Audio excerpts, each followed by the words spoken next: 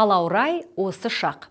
Очевидно, в настоящее времени от смыслового глагола отбрасывается суффикс «у» и присоединяются суффиксы «ып», «эп», «п». Затем следует вспомогательный глагол с личным окончанием. Суффикс «ып» добавляется после согласных, если слово твердое. «Эп» после согласных, если слово мягкое. И «п», если слово оканчивается на гласную букву. Келіп отыр, келіп тұр, келіп жүр.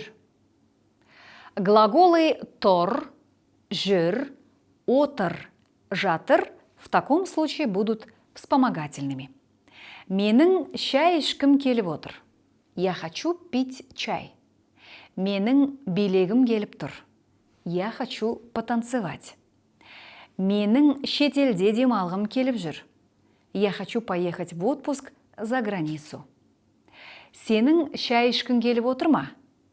Хотите чаю? Сенің демалғың келіп тұр ма? Хотите отдохнуть? Сенің қазақ тілін үйренгің келіп жүр ме? Хотите выучить казахский язык? Сіздің қайда демалғыңыз келіп жүр? Где вы хотите отдохнуть? Сіздің не сатып алғыңыз келіп тұр? Что вы хотите купить? Оның Астанада оқығысы келіп жүр. Он хочет учиться в Астане. Айнұрдың тамақ ішкісі келіп отыр. Айнұр хочет есть. Құрметті тіл үйренушілер, кестеге назар аударыңыздар және есте сақтаңыздар.